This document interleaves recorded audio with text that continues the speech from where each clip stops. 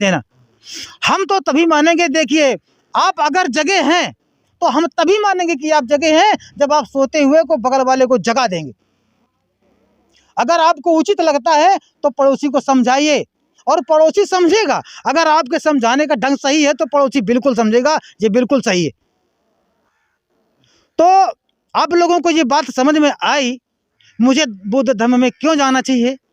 अगर अब बुद्ध धर्म में हम जब आए हैं तो बुद्ध धर्म की रस्मों को लेकर के, बाबा साहब को लेकर के, देखिए डॉक्टर रितु आज 1-1.5 साल से धरने पर बैठी है। वो बाबा साहब की फोटो को अपने सीने पे लगा करके सोती है। बंधुओं, यूट्यूब पे देखना, अपने सीने पे लगा करके सोती है। जहां चलती है तो अपने बाबा साहब को सीने पे लेकर के चलती है। हमारे जितने भी ये जो आंदोलन हो रहे हैं किस लिए हो रहे हैं? अपनी इस बहुजन समाज को बचाने के लिए हो रहे हैं। यहाँ पर होने वाले अन्याय अत्याचार को बचाने के लिए ये हो रहे हैं आज। इसलिए हम बाबा साहब डॉक्टर भीमराव अम्बेडकर, जो आप लोग ये कार्यक्रम कर रहे हैं, तो इस कार्यक्रम की जरूरत हमें क्यों पड़ी? हमारे समाज को आज बुद्ध की शरण में आने की जरूरत क्यों पड़ी? ये बात समझना बहुत जरूरी है, क्योंकि हम कार्य को करते चले जा रहे हैं। अगर उसको हम समझ नहीं पा रहे हैं तो उस कार्य का करने न करने का कोई मतलब नहीं होता है। जैसे कि जब तक बात को ध्यान से सुनोगे नहीं तो हमारा बताना नहीं रहेगा। जैसे सुनने का भी कोई ढंग होता है। सबसे पहले तो सुनने का ढंग सीखो कि सुना कैसे जाता है। जैसे हम रोड पर जा रहे हैं और रोड से जा रहे हैं, पीछे से एक ट्रक आया, कर दिया भौं, चला गया, उसकी आवाज़ को कोई ध्यान रखता है? नहीं रखता है। और एक बात अगर आपने ध्यान से सुना, सुन करके इस कान से सुना, इस कान से निकाला, तो वो कोई सुनना नहीं हुआ। सुन करके उसको हम जब अमल में लाएंगे, ग्रहण करेंगे, उसको जब मनन करेंगे कि नहीं वाकई में हमें इस बात को सुनना ही है, तो आपको वो बात समझ में आएगी। तो हमें ऐसा नहीं सुनना, इस तरह से सुनना है कि उस बात को हम याद रखेंगे। इसी कड़ी को हम आगे बढ़ाते हुए, जैसे मान लीजिए कि एक गांव से कोई व्यक्ति भगा, इस छोर से भगा और उस तक मतलब पूरा भगा चला जा रहा है और बहुत तेज भगा। अब भाई साहब ने देखा, बोले यार ये भगे चले जा रहे हैं, लाओ हम भी दौड़े इनके पीछे। अब इनको देखा इन्होंने तो ये भी दौड़ना शुरू कर दिया। इस तरह से पूरे गांव की लाइन लग गई, मगर ये किसी ने नहीं पूछा कि भैया तुम क्यों दौड़ रहे हो। तो इनके पीछे दौड़ने से पहले ये हमको पता कर लेना चाहिए कि आखिर में हमें दौड़ना है तो क्यों दौड़ना है। तो मैं उस बात को बता रहा हूं कि आपको जो ये कार्यक्रम आपका जो किया जा रहा है, तो सुना तो और समझते भी है कि ऐसा किया जा रहा है, मगर हमें क्यों जरूरत पड़ी इसको करने की? एक विषय उठता है ना। तो इसलिए मैं आपको ये बता रहा हूं कि इसकी हमें जरूरत आज क्यों पड़ी। तो सबसे पहले एक इस बात को समझिएगा कि जब हमारी समाज के ऊपर अत्याचार और जुल्म उठाए जा रहे थे और मनवादी लोग हमारी समाज से जो कुछ भी करवा रहे थे वो हमारा समाज कर रहा था और मजबूरी में कर रहा था, उसको करना ही होगा। इन परिस्थितियों को देखते हुए, भैया हमको प्यास लगती है, बार बार हमको पानी ला कर रख दीजिए, थोड़ा किससे मंगवा लीजिए।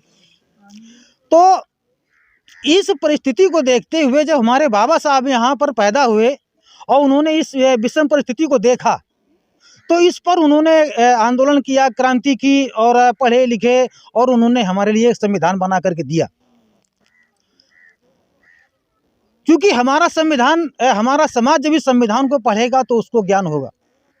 वो इतने विद्वान थे कि उनको पता था कि हमारा समाज इतने जल्दी इकट्ठा होने वाला नहीं है। उनको पता था कि अगर हमारा समाज इकट्ठा भी हो गया तो ये मनवादी लोग इतने मजबूत हैं कि ये हो सकता है कि संविधान को सुचारू रूप से हमारे समाज में, हमारे देश में न चलने दें या न लागू हो पाए। जब हमारे देश में संविधान लागू नहीं हो पाएगा, लागू तो हो गया, जब चल नहीं पाएगा। संविधान तो अच्छा है, बाबा साहब ने कहा था कि संविधान तो बहुत बढ़िया है, बाकी जब इसको चलाने वाले लोग बढ़िया होंगे तब संविधान बढ़िया मान्यता रखेगा। मगर आज हमारे समाज को संविधान जो चलाने वाले लोग हैं वो ठीक नहीं है।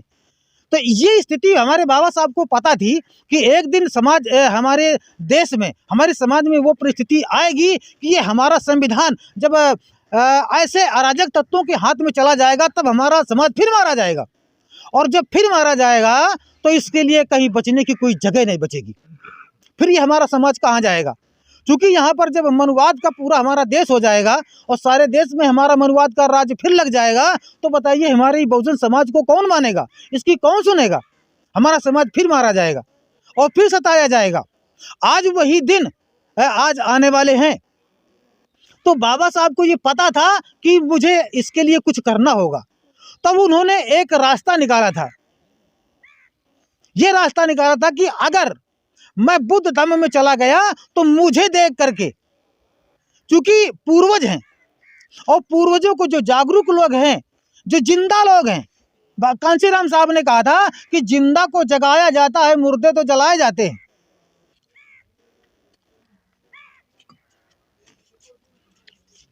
जिंदा वो है, कबीर साहब ने कहा है कि एक चंभा ऐसा देखा मुर्दा रोटी खाए, अब बुलाए से बोलत नहीं है मारे ते चिल्लाए। इस समाज को जबरदस्ती पकड़ पकड़ करके ऐसे कार्यक्रमों में खड़ा किया जाता है और उसको जब बताया जाता है, अपना इतिहास सुनाया जाता है, तो कहते हैं हमको सब आता है, हमें क्या तुम बताते हो। वो खुद गुरु बन जाता है, अपने विचारों में गुरु है वो, बाकी वो समाज में गुरु नहीं है। क्योंकि तुमको जब तक अपना इतिहास नहीं मालूम होगा तब तक तुम आगे अपने भविष्य का निर्माण नहीं कर सकते हो। अपने आगे आने वाली पीढ़ी का, अपने आगे आने वाले कल का आप भविष्य नहीं बना सकते।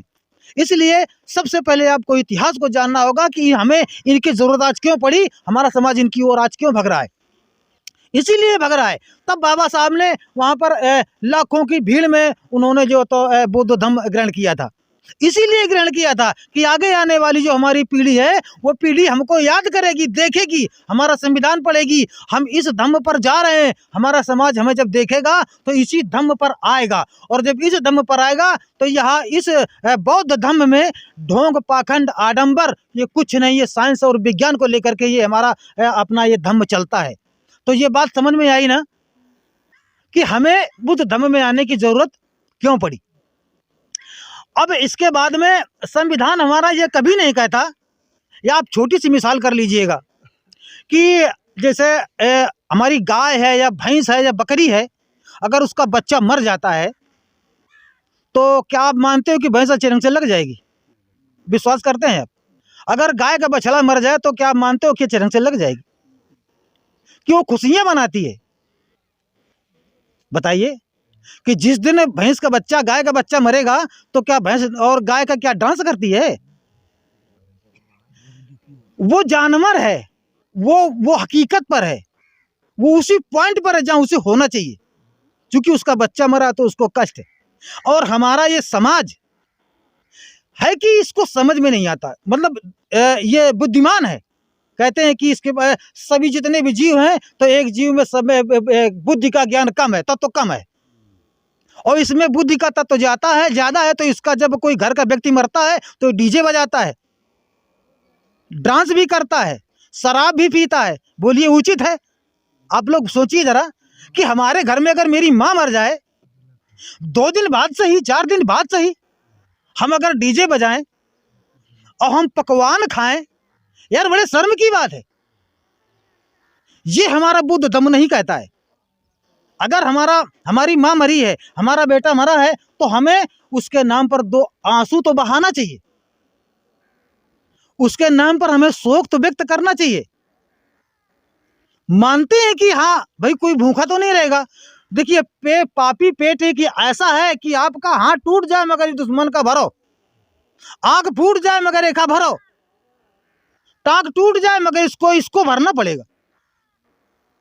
तो हम मानते हैं कि हमको खाना पड़ेगा, मगर किसी के मर जाने के बाद में हलवा, पूड़ी, पकवान और रसगुल्ला, काला जाम, बर्फी, मिठाई, पेड़ा ये बना करके खाना, ये उचित है कि अनुचित है? आप लोग फैसला करिए। हमारा बुद्ध धम्म ये नहीं कहता है। हमारा बुद्ध धम्म ये नहीं कहता है कि किसी के मर जाने के बाद में आप अपने सर के बाल बनवा लीजिएगा। भाई सर के बाल क्यों बनवा लीजिएगा? भाई हम मान लेते हैं छूत लग गई हमारे सर पे तो हमने बाल घुटवा दिए, और अम्मा बहन तो मुर्दन के लिपट ज्यादा रोती हैं, इनके कहीं नहीं बनवा जाते हैं। आदमी लिपट करके रोने नहीं जाता है। अरे अम्मा बहनी में उसी हमारी जितनी बैठी है ना, तो ये सब यही लिपट कर रोती हैं, तो इनके छूत ना लागा तुम्हारी खोपड़ी में छूत घुस गए। जिस तरह से हमारे समाज को ये बरगलाए जाने का काम किया जा रहा है, इस बात पर आपको विचार करना होगा। कुछ लोग, हम मानते हैं कि हर व्यक्ति क्रांतिकारी नहीं हो सकता। देखिए, अगर आपको ज्ञान नहीं है तो फटाक से कहीं गुरु कर लीजिए, ज्ञान होना चाहिए। अगर ज्ञान हो गया है तो देरी मत करो, बांटना शुरू करो, गुरु बन जाओ। या तो किसी भी बात को आप समझाइए, नहीं समझा सकते हैं तो आप समझिए। अब ना तो समझ सकते हैं ना समझा सकते हैं, तो बताइए पढ़ाई लिखाई का मतलब क्या रहा। हम 20 कुंटल पढ़े हैं और हम किसी को समझा नहीं पा रहे हैं, और कोई हमें समझा रहा है तो हम समझ भी नहीं पा रहे हैं। तो यार, हमारे माता पिता ने हमको 20 कुंटल में मतलब में पढ़ाया था। इसलिए किसी भी बात ये को सुनो और समझने की कोशिश करो कि मुझे अगर बुद्ध धम्म में जाना है या किसी भी धर्म में जाना है। हम ये नहीं कह रहे कि आप बुद्ध धर्म में आइए, सर्च करो, सारे धर्मों पे जाकर के देखो, जो धर्म आपको अच्छा लगे उस धर्म को आप ग्रहण करो। बाकी बात को मानो और सुनो, समझो, समझने की कोशिश करो, और जितना जल्दी हो सके बदलाव करो। चूंकि हमारे देखिए, मैं एक सोशल मीडिया से पत्रकार हूँ, मुझे अपनी बात कहने में कोई हिचक नहीं होती है, क्योंकि मैं संविधान और कानून के दायरे पर रह करके काम करता हूँ, और इन न जाने कब मैं जेल में होता। हमारा चैनल देखने वाले जितने भी लोग हैं वो सब जानते हैं कि मैं खुला अन्ना झूठ बोलता हूँ संविधान के दायरे पर रह करके। आप देखिए, अब हम अगर बुद्ध धम्म पे हैं तो हमें ज्ञान होना चाहिए। हमें ये भी ज्ञान होना चाहिए कि हमें घर किस तरह से चलाना है, हमें परिवार को किस तरह से चलाना है।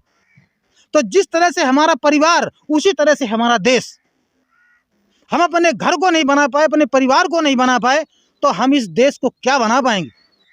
हम अपने घर की समस्याओं को नहीं समझ पाए, हम अपने घर को नहीं समझ पाए, तो हम इस देश को क्या समझेंगे। जब मैंने घर को समझा, अपने घर को देखा, जब मेरा घर मुझे समझ में आया, तब आज मैं देश में चल करके मैं छुट्टा अपनी बात करता हूँ। आज 22 तारीख को भगवान श्री रामचंद्र जी का यहाँ पर प्राण प्रतिष्ठा हो गई। ये भी हमारे समाज को मालूम होना चाहिए। ये भी, अगर आप बुद्ध धम्म की दीवार पर खड़े हैं, बुद्ध धम्म के चबूतरे पर खड़े हैं, बुद्ध धम्म के आप बैनर के नीचे अगर हैं, तो आपको ये पता होना चाहिए क्या किसी पत्थर पे जान डाली जा सकती है। हमारा बुद्ध धम्म के मानने वाला व्यक्ति इस बात को मानने के लिए तैयार नहीं है। अब अगर रामलला आ गए हैं अयोध्या में, तो हिंदू राष्ट्र बनेगा भारत। आज में जितने भी हमारे यहाँ पर बहुत तमाम सारे जागरूक लोग, पढ़े लिखे लोग बैठे हुए हैं, अगर हमारा देश समझ नहीं रहा है तो यहाँ पर क्रांति होने वाली है। ये भी बात हमारे बुद्ध धम्म से जुड़ी हुई है। ये ज्ञान आपको होना चाहिए। जब आपको अपने घर का ज्ञान नहीं होगा, अपने समाज का ज्ञान नहीं होगा, अपने देश का ज्ञान नहीं होगा, तो भैया अपने काम पर मस्त रहोगे, तुमको देश दुनिया से क्या लेना देना। हम तो तभी मानेंगे, देखिए, आप अगर जगे हैं तो हम तभी मानेंगे कि आप जगे हैं जब आप सोते हुए को बगल वाले को जगा देंगे। अगर आपको उचित लगता है तो पड़ोसी को समझाइए, और पड़ोसी समझेगा। अगर आपके समझाने का ढंग सही है तो पड़ोसी बिल्कुल समझेगा ये बिल्कुल सही है। तो आप लोगों को ये बात समझ में आई, मुझे बुद्ध धम्म में क्यों जाना चाहिए। अगर अब बुद्ध धम्म में हम जब आए हैं तो बुद्ध धम्म की रस्मों को लेकर के, बाबा साहब को लेकर के, देखिए डॉक्टर ऋतु आज 1-1.5 साल से धरने पर बैठी है। वो बाबा साहब की फोटो को अपने सीने पे लगा करके सोती है। बंधुओं, यूट्यूब पे देखना, अपने सीने पे लगा करके सोती है। जहां चलती है तो अपने बाबा साहब को सीने पे लेकर के चलती है। हमारे जितने भी ये जो आंदोलन हो रहे हैं, किस लिए हो रहे हैं? अपनी इस बहुजन समाज को बचाने के लिए हो रहे हैं। यहाँ पर होने वाले अन्याय अत्याचार को बचाने के लिए ये हो रहे हैं आज। इसलिए हम बाबा साहब डॉक्टर भीमराव अंबेडकर, तथागत बुद्ध, हम इनकी शरण में जब तक आ करके, और हम एक दूसरे, देखिए सबके घर में लड़ाई होती है, सब लोग लड़िए, घर में लड़िए, परिवार में लड़िए, गांव पर लड़िए, बाकी जिस जगह पर बात समाज और देश की आ जाए तो मेरे प्यारे साथियों कभी पैर पीछे नहीं हटना। क्योंकि अगर हमारे में, अगर आप में बीच में अगर एकता बंधुता नहीं आई तो तो भाई साहब हमारा देश एक दिन पिटने वाला है, पिट जाएगा। चूँकि मनुवादियों का विस्तार ज़्यादा हो रहा है, अब लोग हिंदू राष्ट्र बनाने जा रहे हैं, तो मुझे हिंदू राष्ट्र नहीं बनाना, मुझे बुद्ध में भारत बनाना है, अम्बेडकरवाद भारत बनाना है। तो ये बात आप लोगों को समझ में आई, तो आइए चलते हैं। और भी हमारे महान पुरुष बैठे हुए हैं, वो भी आज यहाँ पर कुछ चर्चा करेंगे, तो हम इस कार्यक्रम को आगे बढ़ाते हैं। तो मैं आप लोगों को पंचशील का ज्ञान करवाऊँगा, और पंचशील को समझना है आखिर में पंचशील क्या है। और